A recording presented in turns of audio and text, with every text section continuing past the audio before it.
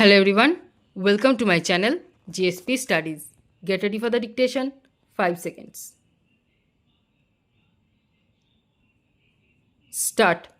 Now, sir, coming to the general approach, the financial and monetary approach, the finance minister, as in this budget and in the previous one also, has adopted an approach of collecting real resources outside the budget and outside the finance bill.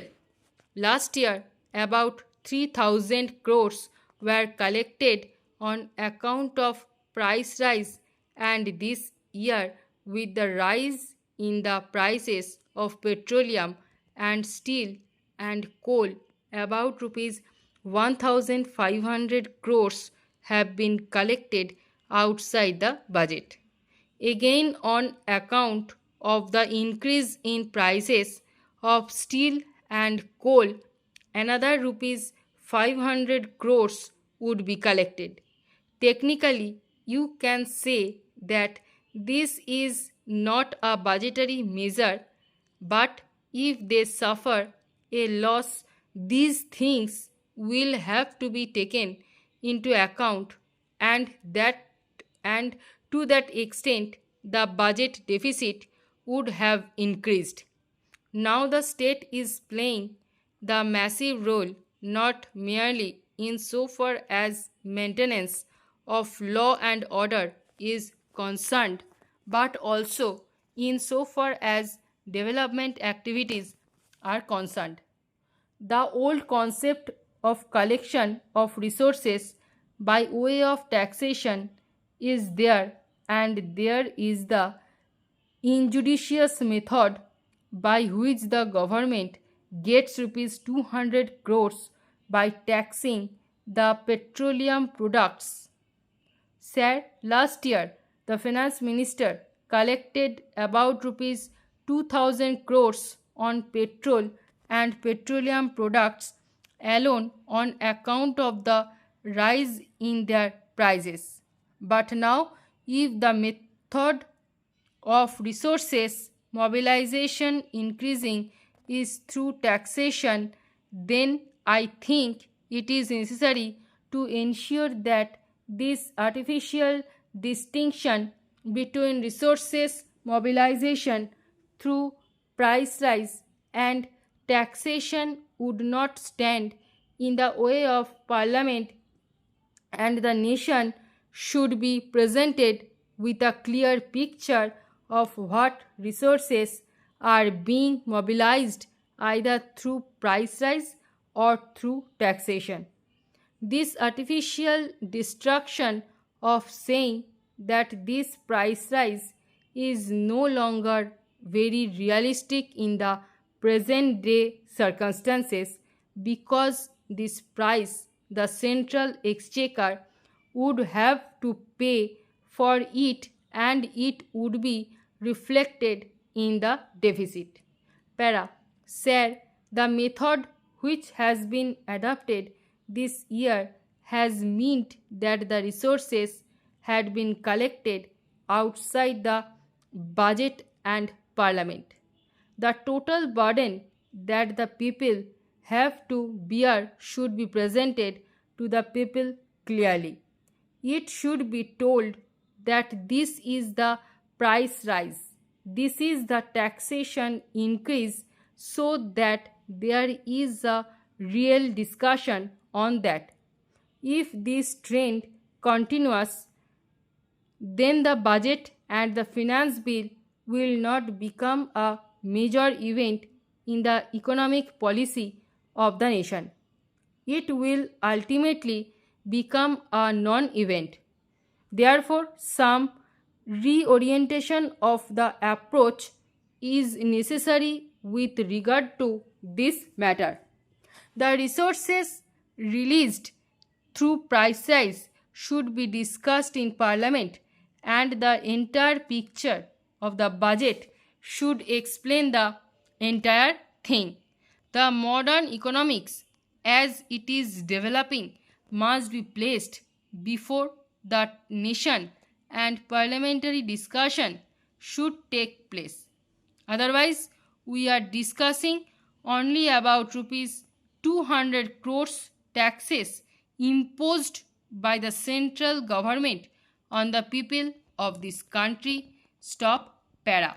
The Honorable Finance Minister, while introducing the budget, said that the proposals we had made in the budget presented to Parliament should demonstrate that the government is responsive to all the reasonable demands and would be ever ready to redress genuine grievances. Sir, one has to live to complain about that.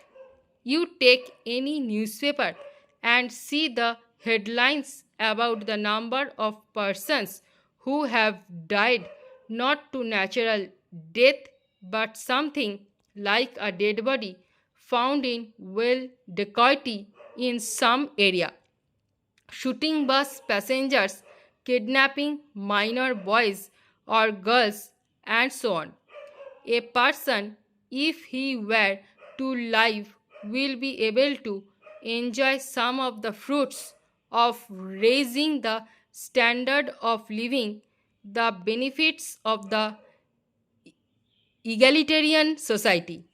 But alas, we are suffering from the ills which are thought when independence comes will disappear. Otherwise, how is it possible? I do not blame any political party for it.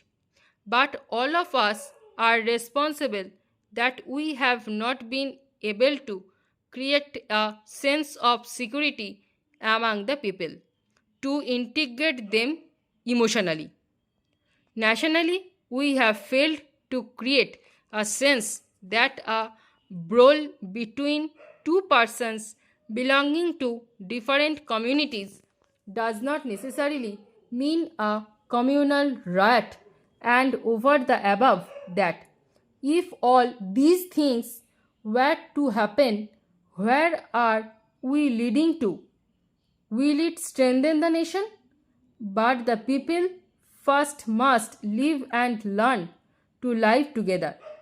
It is good that the Honorable Prime Minister had been there, and I hope things will not be repeated, but it is a pious hope that I have, because we have not created anything by which a national fervor could be created. We have not changed our educational system. We have paid lip service to it. We have thought in terms of economic or fiscal targets. We have forgotten about physical targets as far as social security is concerned. All of us want to live in that direction. Unless we make vigorous efforts, we will not be able to achieve anything. Para. Sir, as far as the state finance corporations are concerned, they also give a very dismal picture of the money that has been advanced to them. Nearly half of the money is in arrears. This is a very disturbing feature for the economy. All the time we are thinking of the gap, the uncovered deficit. Here is the money that you have advanced, and if 50% is to be wiped off, what will be the state of affairs of the economy where you want to generate more productivity? Para. Sir, I will not like to go into the delay that occurs in sanctioning the applications for assistance and others.